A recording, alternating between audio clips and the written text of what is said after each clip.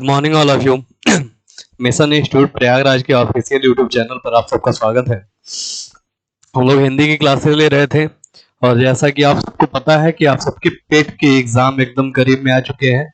आपका 28 और 29 को पेट का एग्जाम लगा हुआ है और पेट के एग्जाम के दृष्टिकोण से अगर देखा जाए तो जो गद्यांश टॉपिक होता है ये काफी इंपॉर्टेंट होता है, क्योंकि आपके एग्जाम में 2 गद्यांश आने हैं जिनसे आपके प्रत्येक गद्यांश से 5-5 क्वेश्चन यानी 10 क्वेश्चन 10 नंबर के आपके केवल किससे आने वाले हैं, गद्यांश से हिंदी में। तो उसी को ध्यान में रखते हुए आज गद्यांश की प्रैक्टिस करवाई जाएगी। आप लोगों को बेसिक आइडिया दिया जाएगा कि कैसे एग्जाम में गद्यांश आने पर आप गद्यांश का सही और सटीक अर्थ समझते हुए अपने प्रत्येक प्रश्न का सही और सटीक उत्तर दीजिए और गद्यांश में पूरे अंक प्राप्त करिए। तो चलिए उसी क्रम में आगे बढ़ते हैं और देखेंगे कि हमारे कौन कौन से गद्यांश हैं जिनकी हमें प्रैक्टिस करनी है।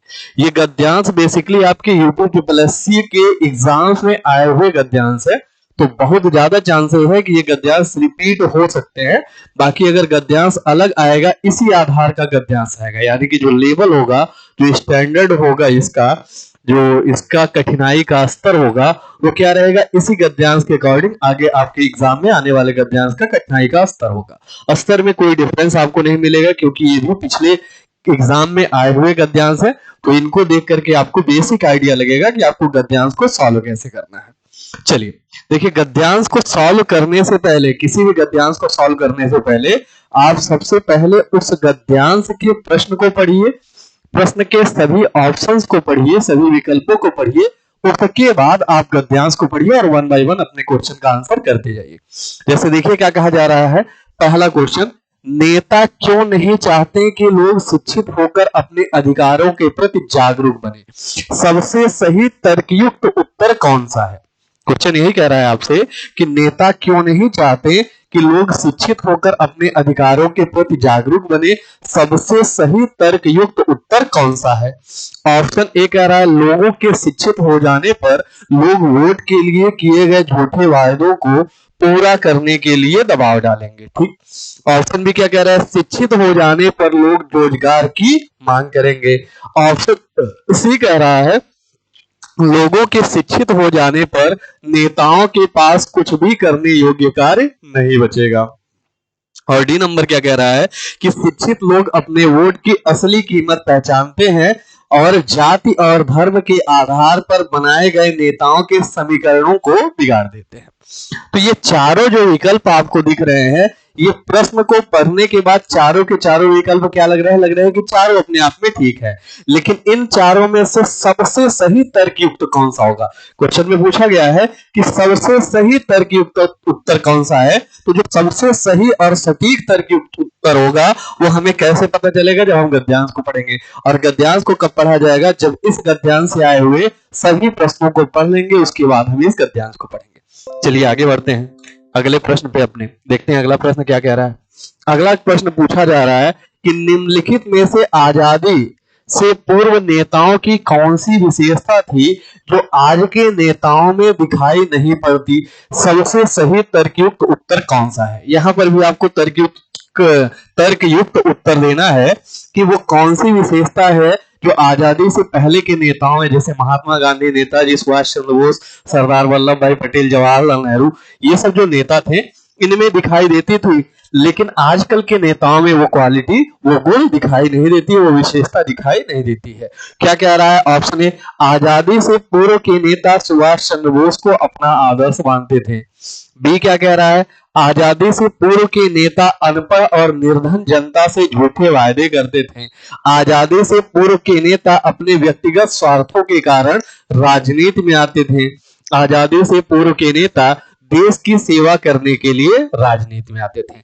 अब इसमें सबसे सटीक कौन सा होगा? हालांकि देखिए ये ऑप्शन बी और ऑप्शन सी पढ़ते ही आपको लग रहा होगा कि आजादी से पूर्व के नेताओं में ये गुण नहीं हुआ करता था, तो ये दोनों एलिमिनेट हो जाएंगे, या तो ऑप्शन ए होगा या तो ऑप्शन डी। लेकिन ऑप्शन ए या ऑप्शन डी में से कौन सा होगा ये हम कैसे जानेंगे? जब हम गद्यांश को पढ़ेंगे। ठीक, आगे बढ़ते हैं। ये नेता येन केन प्रकारेण साम दाम दंड और भेद नीतियों का प्रयोग करके अपने गंतव्य तक पहुंच, यहां पर क्या हो जाएगा? पहुंच, अपने गंतव्य तक पहुंच पहुंच जाते हैं, पहुंच जाते हैं। नेताओं का गंतव्य कौन सा है? सबसे सही तर्कयुक्त उत्तर कौन सा है?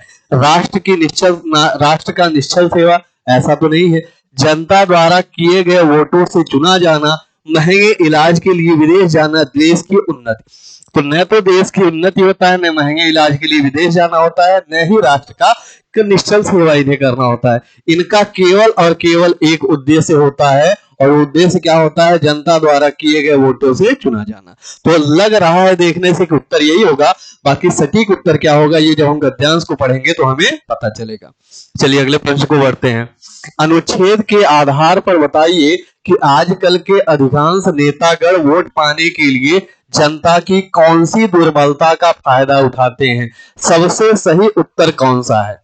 क्या कह रहा है? गरीब जनता को कपड़े और पैसे बांटते हैं, अपने स्वार्थ के लिए दल बदलते हैं, गुंडे और भ्रष्टाचारियों के साथ मिलकर तिकड़म करते हैं, चुनाव जीतने के लिए जनता को मुफ्त चीजें देने का वायदा करते हैं। ठीक, चलिए आगे बढ़ते हैं। नेता लोग पार्टी क्यों बदलते हैं? सबसे सही तर्कयुक्त उत्तर कौन सा है? ऑप्शन ए कह रहा है नेताओं के सिद्धांत से पिछली पार्टी के सिद्धांतों का मेल नहीं खाना, स्वार्थ सिद्धि के लिए पुरानी पार्टी छोड़कर नई पार्टी में आना। ऑप्शन सी कह रहा है देश की समस्याओं का हल खोजने के लिए नए नए प्रयास करना, और डी कह रहा है नई पार्टी के विचारों से नेताओं के विचारों का मेल खाना। तो ये 5 क्वेश्चन इस गद्यांश से हैं। हाँ 5 क्वेश्चन हैं, और इन 5 क्वेश्चनों का 1 बाय 1 हम आंसर करेंगे, लेकिन उससे पहले हम क्या पढ़ेंगे? हम पढ़ेंगे इस गद्यांश को। तो बहुत ही सावधानी पूर्वक आप कायदे से इस गद्यांश को पढ़िए। गद्यांश क्या कह रहा है? पुराने समय में जो लोग देश की सेवा करना चाहते थे वो ही राजनीतिक नहीं, यहां पर क्या हो जाएगा? राजनीति। वो ही राजनीति में आते थे।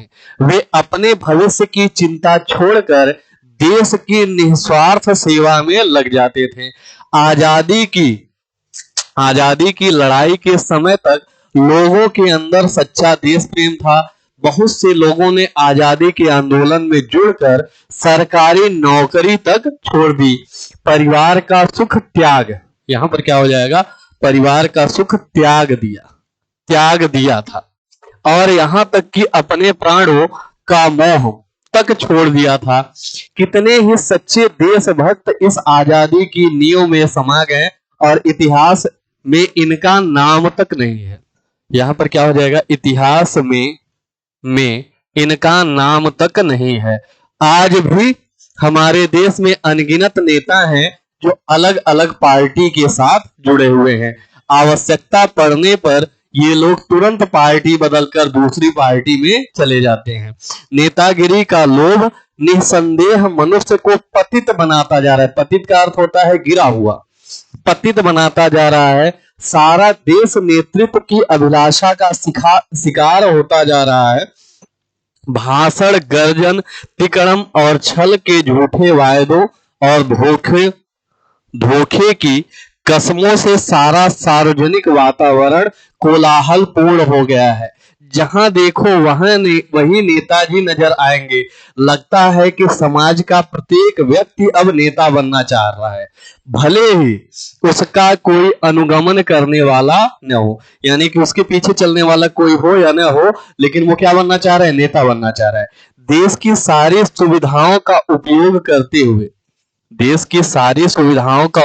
करते हुए अपने आप को किसी राजा महाराजा से कम नहीं समझते। विदेश जाकर महंगा इलाज कराते हैं। सत्ता में आने के लिए लंबे लंबे भाषण दिए जाते हैं, गर्जना की जाती है, दूसरी पार्टियों पर कीचड़ उछाला जाता है। येन केन प्रकारेण साम दाम दंड और भेद नीतियों का प्रयोग करके अपने गंतव्य तक पहुंच जाते हैं। ऐसे राजनेता देश के युवकों को गलत दिशा दिखाते हैं, परंतु अपने बच्चों को विदेश में पढ़ने भेजते हैं। ये अच्छी तरह समझते हैं कि मुफ्त की चीजों के लालच में जनता उनको वोट दे ही देगी। ये कभी नहीं चाहेंगे कि लोग शिक्षित होकर अपने अधिकारों के प्रति जागरूक हों। तो देखिए, पूछा गया था अभी क्वेश्चन आपसे, आप लोगों ने पढ़ा कि नेता क्यों नहीं चाहते हैं कि लोग शिक्षित हों, तो इसलिए नहीं चाहते हैं कि जब लोग शिक्षित हो जाएंगे तो अपने अधिकारों के प्रति क्या हो जाएंगे, जागरूक हो जाएंगे। अब देखिए पहला ही क्वेश्चन आपसे क्या कह रहा है, नेता क्यों नहीं चाहते कि लोग शिक्षित होकर अपने अधिकारों के प्रति जागरूक बने, सबसे सही तर्कयुक्त उत्तर कौन सा है? तो लोगों के शिक्षित हो जाने पर वोट के लिए किए गए झूठे वायदों को पूरा करने के लिए दबाव डालेंगे। दबाव तो डालेंगे लेकिन ये तर्कयुक्त और सटीक नहीं है। शिक्षित हो जाने पर रोजगार की मांग करेंगे, ये भी बात सही है लेकिन तर्कयुक्त नहीं है गद्यांश के हिसाब से। लोगों के शिक्षित हो जाने पर नेताओं के पास कुछ भी करने योग्य कार्य नहीं बचेगा, ऐसा नहीं है। शिक्षित लोग अपने वोट की असली कीमत पहचानते हैं और जाति और धर्म के आधार पर बनाए गए नेताओं के समीकरण को क्या करेंगे, बिगाड़ देंगे। तो शिक्षित जब हो जाएंगे लोग तो अपने अधिकारों के प्रति क्या हो जाएंगे, जागरूक हो जाएंगे, और नेताओं ने जो समीकरण बना रखा है उन समीकरणों को क्या करेंगे, बिगाड़ देंगे। तो यहां पर सही और सटीक आंसर क्या हो जाएगा, आपका ऑप्शन डी। एक बार गद्यांश को पढ़िए और गद्यांश को पढ़ करके आंसर करने का प्रयास करिए। यहां पर सही और सटीक आंसर क्या हो जाएगा, ऑप्शन डी। ऑप्शन डी, ठीक, ऑप्शन डी। आगे बढ़िएगा, चलिए दूसरा नंबर क्वेश्चन आपसे क्या कह रहा है, निम्नलिखित में से आजादी से पूर्व नेताओं की कौन सी विशेषता थी जो आज के नेताओं में दिखाई नहीं पड़ती है, सबसे सही तर्कयुक्त उत्तर कौन सा है? आजादी से पूर्व के नेता सुभाष चंद्र बोस को अपना आदर्श मानते थे, ऐसा कहीं नहीं कहा गया गद्यांश से। आजादी के पूर्व के नेता अनपढ़ और निर्धन जनता से झूठे वादे करते थे, बिल्कुल नहीं। आजादी से पूर्व के नेता अपने व्यक्तिगत स्वार्थों के कारण राजनीति में आते थे, ये भी सही नहीं है। क्या सही हो जाएगा, आजादी से पूर्व के नेता देश की सेवा करने के लिए राजनीति में आते थे। क्यों आते थे, देश की सेवा करने के लिए क्या आते थे, राजनीति में आते थे। क्या कहा जा रहा है, पुराने समय में जो लोग देश की सेवा करना चाहते थे वही कहां आते थे, राजनीति में आते थे। तो राजनीति में पुराने समय में कौन आता था, जो देश की सेवा करना चाहते थे। वे अपने भविष्य की चिंता छोड़कर देश की निस्वार्थ सेवा में क्या करते थे, लग जाते थे। तो यहां पे सटीक आंसर क्या हो जाएगा, जो देश की सेवा करना चाहते थे। चलिए, ये नेता येन केन प्रकारेण साम दाम दंड और भेद नीतियों का प्रयोग करके अपने गंतव्य तक पहुंच जाते हैं। नेताओं का गंतव्य क्या होता है, ऑप्शन देखिए और आंसर करिएगा। राष्ट्र का निश्चल सेवा, क्या ऐसा है, क्या राष्ट्र की निश्चल सेवा करना चाहते हैं नेता? बिल्कुल नहीं, बिल्कुल नहीं कि करना चाहते हैं। जनता द्वारा दिए गए वोटों से चुना जाना, तो हाँ ये तो इनका उद्देश्य होता है, ये जनता द्वारा दिए गए वोटों से चुने जाने चाहते हैं। महंगे इलाज के लिए विदेश जाना, ये तो बात की कहानी है। सबसे पहला इनका उद्देश्य क्या होता है, गंतव्य क्या होता है, कि ये जनता द्वारा दिए गए वोटों से क्या होते हैं, चुने जाना चाहते हैं। इनका बस एक ही उद्देश्य होता है कि किसी भी प्रकार से ये पब्लिक के द्वारा दिए गए वोटों से चुन लिए जाएं और चुन करके सरकार में आ जाए। तो इनका गंतव्य क्या होता है, जनता द्वारा दिए गए वोटों से चुना जाना। महंगे इलाज के लिए विदेश जाना, ये बात की कहानी है, और देश की उन्नति ऐसा कोई भी नेता सोचता नहीं है इस गद्यांश के अनुसार। ठीक, चलिए अगले क्वेश्चन पे चलते हैं। अनुच्छेद के आधार पर बताइए कि अधिकांश नेतागण वोट पाने के लिए जनता की कौन सी दुर्बलता का फायदा उठाते हैं, सबसे सही उत्तर कौन सा है? गरीब जनता को कपड़े और पैसे बांटते हैं, अपने स्वार्थ के लिए दल बदलते रहते हैं, गुंडों और भ्रष्टाचारियों के साथ मिलकर तिकड़म करते हैं, चुनाव जीतने के लिए जनता को मुफ्त चीजें देने का वायदा करते हैं। देखिए क्या कहा जा रहा है, हाँ, परंतु अपने बच्चों की दूसरी पार्टियों पर कीचड़ उछालते हैं।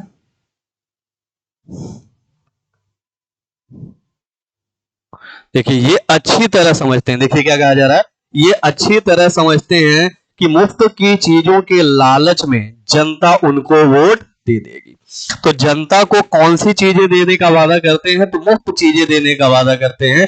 चुनाव में जीतने के लिए जनता को मुफ्त की चीजें देने का वादा करते हैं, और इनके मन में ये बात रहती है और ये इस बात से भली भांति वाकिफ होते हैं कि जनता को अगर मुफ्त की चीजों का लालच दिया जाएगा तो पब्लिक उन्हीं को वोट करेगी और उनका जीतना क्या है, निश्चित है। उनका जीतना क्या है, निश्चित है। यहां पर सही क्या हो जाएगा, ऑप्शन ए। चलिए, नेता लोग पार्टी क्यों बदलते हैं, सबसे सही तर्कयुक्त उत्तर कौन सा है? नेताओं के सिद्धांत से पिछली पार्टी के सिद्धांतों का मेल नहीं खाना, ऐसा नहीं है। स्वार्थ सिद्धि के लिए पुरानी पार्टी को छोड़कर नई पार्टी में आना बिल्कुल सही और सटीक बात है। जब उनकी स्वार्थ सिद्धि में कहीं पर रुकावट आता है तो वो तुरंत ही पुरानी पार्टी को छोड़ करके नई पार्टी में चले जाते हैं। क्या कहा जा रहा है? आवश्यकता पड़ने पर ये लोग तुरंत पार्टी बदलकर दूसरी पार्टी में चले जाते हैं। किस लिए जाते हैं? तो अपने स्वार्थ की सिद्धि के लिए, देश की समस्याओं का हल खोजने के लिए बिल्कुल नहीं। नई पार्टी के विचारों से नेताओं के विचारों का मेल खाना बिल्कुल नहीं, ऐसा कुछ नहीं है।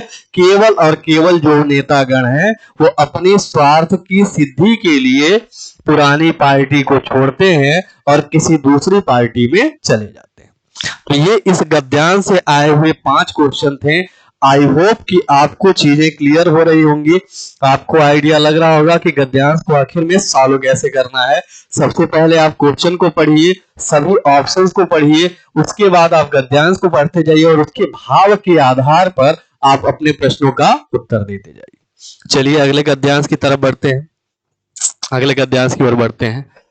क्या कहा जा रहा है अगला गद्यांश में? क्वेश्चन क्या क्या है? हमारा जीवन कब निराशा के अंधकार से भर जाता है? ऑप्शन ही कह रहा है जब हम क्रोध, शोक, ईर्ष्या, चिंता, भय आदि घातक मनोभावों से दूर होते हैं। ठीक। ऑप्शन भी कह रहा है जब हम बड़ों का सम्मान करते हैं और उनका आशीर्वाद लेते हैं। सी कह रहा है जब क्रोध, शोक, ईर्ष्या, चिंता, भय आदि घातक मनोभाव लंबे समय तक अपनी तीव्रता से हमें प्रभावित करते हैं।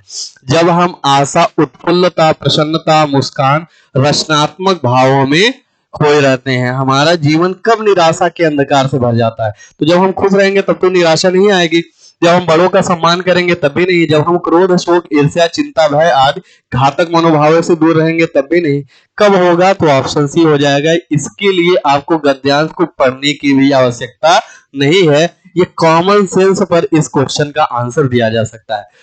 ठीक है, लेकिन हम गद्यांश को पढ़ेंगे और गद्यांश को पढ़ करके इसका आंसर करेंगे आगे चल करके।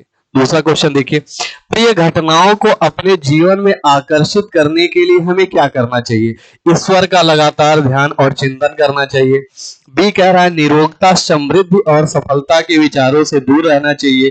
सी कह रहा है हमारा मनोमस्तिष्क प्रिय विचारों से सदा परिपूरित रहना चाहिए। और डी कह रहा है नकारात्मक सोच वाले विचारों का चिंतन करना चाहिए।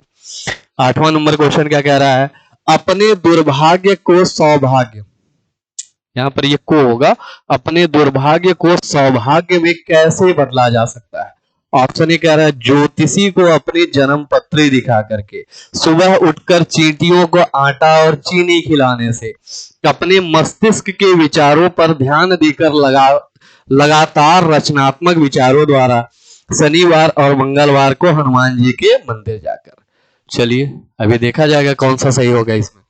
निम्नलिखित में से किस वर्ग के सभी भाव रचनात्मक, रचनात्मक का मतलब होता है क्रिएटिव, ठीक, रचनात्मक है? ऑप्शन ए कह रहा है प्रेम, स्नेह, भाईचारा, अशांति, ईमानदारी, मुस्कान, क्रोध और शोक। ऑप्शन बी कह रहा है सहानुभूत, कर्तव्य पालन, संतुष्टि, विश्वास, क्रोध, शोक, ईर्ष्या। सी कह रहा है क्रोध, शोक, ईर्ष्या, चिंता, भय, निराशा, भाईचारा, कर्तव्यशीलता। और डी कह रहा है आशा, उत्फुल्लता, प्रसन्नता, मुस्कान, निश्चितता, संतुष्टि और आत्मविश्वास। तो जितने भी सकारात्मक शब्द हैं उन्हीं को क्या कहा जाता है? रचनात्मक भाव। तो इस आधार पर आप आंसर कर सकते हैं। अभी आगे हम लोग देखेंगे क्या सटीक आंसर होगा। 10 नंबर क्वेश्चन देखिए, हम कार्य सिद्धि और सफलता के बहुत पास कब होते हैं? जब हम जीवन में नकारात्मक, जब हम जीवन में नकारात्मक सोच भर देते हैं, जब हम परिश्रम के सीन पर, सीन नहीं यहां स्थान है, परिश्रम के, एक मिनट, जब हम परिश्रम के स्थान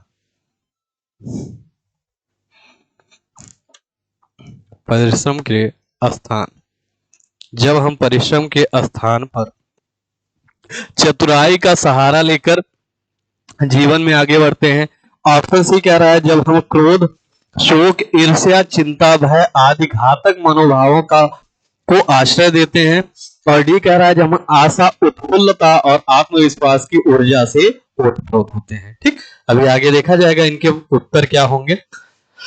और भी कोई क्वेश्चन है क्या? नहीं, ये दूसरे गद्यांश का क्वेश्चन है। तो चलिए इस गद्यांश के जो आपके 5 क्वेश्चन है उनको सॉल्व किया जाए। हाँ, 6 नंबर क्वेश्चन से सॉल्व करना है। गद्यांश को एक बार पढ़ा जाएगा। गद्यांश कह क्या रहा है? विचारों का हमारे जीवन, देखिए हम साइड में हटे हैं ताकि आपको पूरा का पूरा गद्यांश बहुत कायदे से दिखे, बहुत अच्छे से दिखे। तो आप भी साथ ही साथ गद्यांश को पढ़िएगा और क्वेश्चन को खुद से बनाने का प्रयास करिएगा। ठीक, खुद से बनाने का प्रयास करिएगा। देखिए क्या कह रहा है?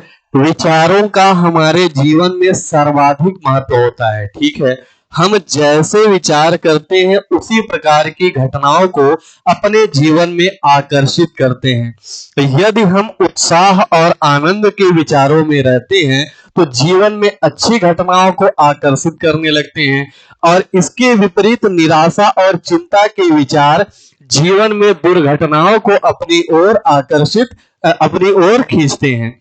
दूसरी बात विश्वास करने की है। यदि हम स्वयं पर या अपने बनाने वाले पर सच्चा विश्वास करते हैं तो स्थिति अलग होती है, और यदि इस जीवन में नकारात्मक सोच भरते हैं तो हमारा जीवन निराशा के अंधकार से भर जाएगा। क्या आपने कभी जीवन में घटने वाली घटनाओं और अपने अंदर की उस समय की मानसिक विचारात्मक स्थिति का अध्ययन किया है? यदि आप आशा, उत्फुल्लता और आत्मविश्वास की ऊर्जा से ओतप्रोत हैं तो कार्य सिद्धि और सफलता के बहुत पास है। बिल्कुल सही बात है। इसके विपरीत निराशा, कुंठा, भय और संदेह के साथ लिए गए निर्णय सदैव गलत और सफलता के विपरीत होंगे। हमारे अंदर मनोवेग सदैव गलत और सफलता के विपरीत होंगे। हमारे अंदर मनोवेग सदैव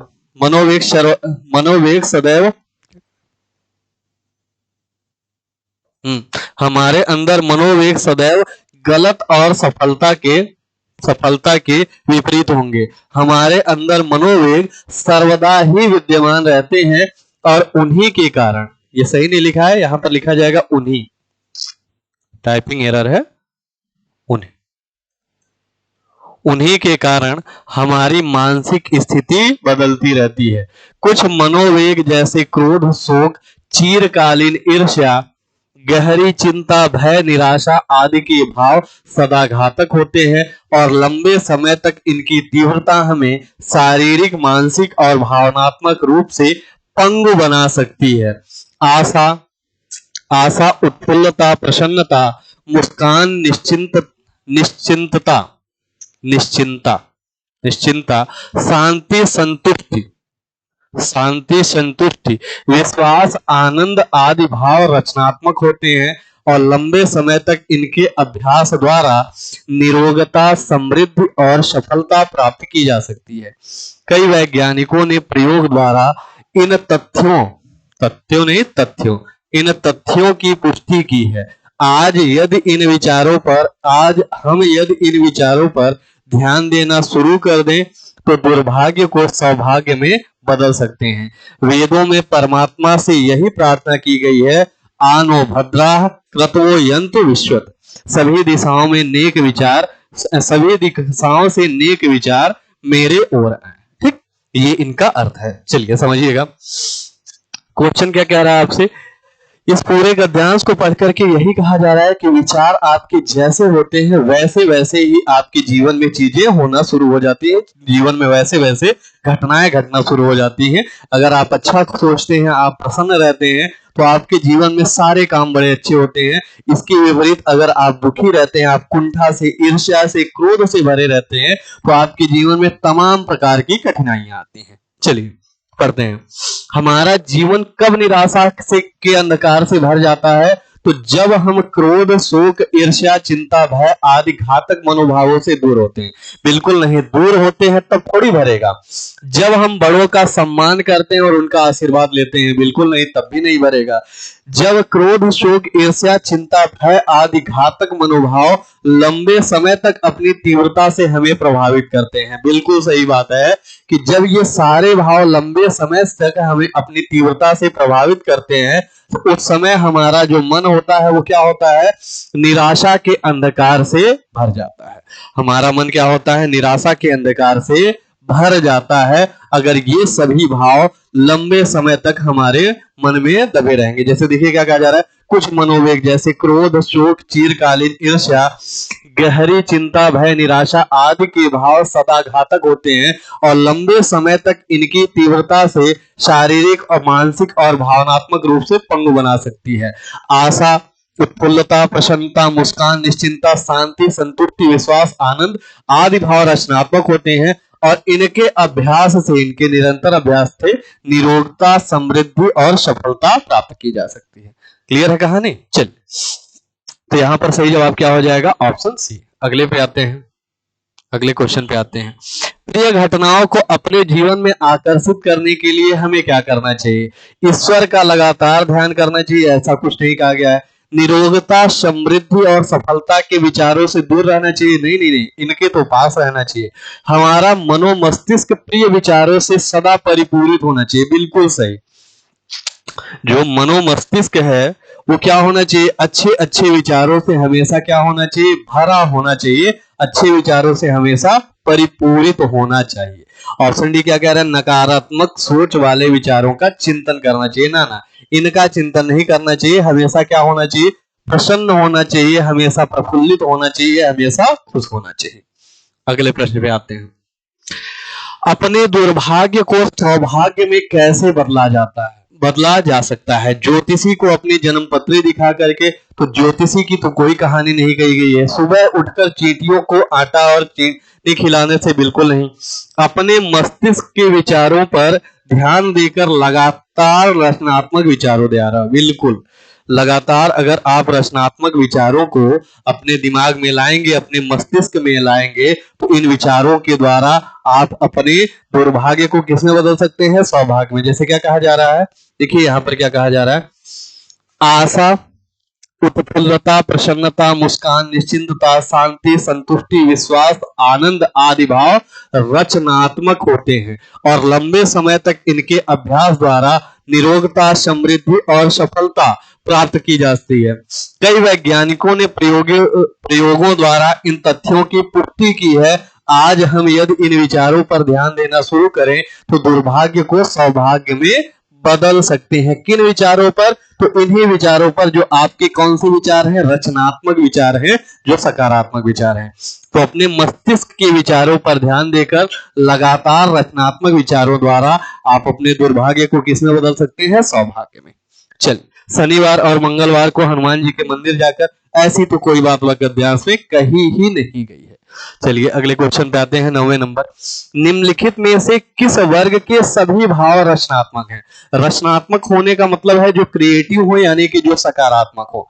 चलिए यहाँ पे देखते हैं, ऑप्शन ए में क्या कह रहा है, प्रेम, स्नेह, भाईचारा, ये तो रचनात्मक है, लेकिन ये जो अशांति आया है ये क्या है, ये रचनात्मक नहीं है। ईमानदारी, मुस्कान, ये रचनात्मक है। क्रोध और शोक, ये क्या है, रचनात्मक नहीं है। ठीक है, दूसरा क्या कह रहा है, ऑप्शन बी में प्रेम, यहाँ पर क्या कह रहा है, सहानुभूति, कर्तव्य पालन, संतुष्टि, विश्वास, लेकिन ये जो क्रोध, शोक और ईर्ष्या दे दिया है, ये आपके रचनात्मक भाव नहीं है। क्रोध, शोक, ईर्ष्या, चिंता, भय, निराशा, भाईचारा, निराशा, ये सभी कैसे हैं, नकारात्मक विचार हैं। कैसे हैं, नकारात्मक विचार। ऑप्शन डी में क्या कह रहा है, ऑप्शन डी में कह रहा है आशा, उत्फुल्लता, प्रसन्नता, मुस्कान, निश्चिंतता, संतुष्टि और आत्मविश्वास। इस वर्ग में जो सभी के सभी भाव दिए गए हैं, ये सभी भाव क्या है, रचनात्मक है। तो यहाँ पे सही और सटीक क्या हो जाएगा आपका, ऑप्शन डी। Option D. 10वां क्वेश्चन पढ़िएगा। हम कार्य सिद्धि और सफलता के बहुत पास कब होते हैं? हम कार्य सिद्धि और सफलता के बहुत पास कब होते हैं? जब हम जीवन में नकारात्मक सोच भर देते हैं। अरे बिल्कुल नहीं भैया, नकारात्मक सोच अगर जीवन में है तो क्या आप कार्य सिद्धि के पास होंगे? बिल्कुल नहीं। जब हम परिश्रम के स्थान पर चतुराई का सहारा लेते हैं ना, ये तो धूर्तता हो गई कि हम परिश्रम मेहनत करने की बजाय चालाकी पर ध्यान देते हैं। जब हम क्रोध, शोक, ईर्ष्या, चिंता, भय आदि घातक मनोभावों को आश्रय देते हैं ना, ये तो आपको बिल्कुल भी सफल नहीं बनाएगा। ये सफलता से आपको बहुत दूर ले जाता है। ठीक। जब हम आशा, उत्फुल्लता और आत्मविश्वास की ऊर्जा से ओतप्रोत होते हैं। बिल्कुल, जब हम आशा, उत्फुल्लता और आत्मविश्वास की ऊर्जा से ओतप्रोत होते हैं तो सफलता के क्या होते हैं? बहुत ही करीब होते हैं, सफलता के बहुत ही नजदीक होते हैं। ठीक। यहाँ पर सटीक आंसर क्या हो जाएगा? आपका ऑप्शन डी। ठीक। तो ये दो गद्यांश है और दो गद्यांश से रिलेटेड आपके 10 प्रश्न थे जिनको हमने सॉल्व किया। आपको बेसिक गद्यांश का आइडिया लग गया होगा। बाकी आप लोगों की प्रैक्टिस जारी रहेगी। लगभग आप लोगों को आगे भी गद्यांश कराए जाएंगे और आप निरंतर गद्यांश की प्रैक्टिस करते रहिए, अपनी चीजों को इम्प्रूव करते रहिए। और जब भी आपका जिस भी शिफ्ट में एग्जाम है, एग्जाम बेहतरीन तरीके से दीजिए और गद्यांश के सभी प्रश्नों को सही करने का प्रयास करिएगा। इन गद्यांश की एक बार और बड़ी अच्छे से प्रैक्टिस करिएगा, गद्यांश को कायदे से पढ़ करके। गद्यांश सबसे आसान टॉपिक होता है क्योंकि इसमें जो भी प्रश्न पूछे जाते हैं उनके उत्तर ऑलरेडी आपको गद्यांश में दिए गए होते हैं। बस आपको उन गद्यांशों को पढ़ करके उनके उत्तरों की तलाश करनी होती है और सटीक और सही उत्तर बताना होता है। तो आप कायदे से गद्यांश की प्रैक्टिस करिए और अपने उत्तरों को फाइंड आउट करिए और अपने एग्जाम में अच्छा स्कोर करिए। ठीक। कल फिर मुलाकात होगी, कुछ और गद्यांश की प्रैक्टिस की जाएगी। तब तक के लिए जय हिंद, जय भारत। पढ़ते रहिए।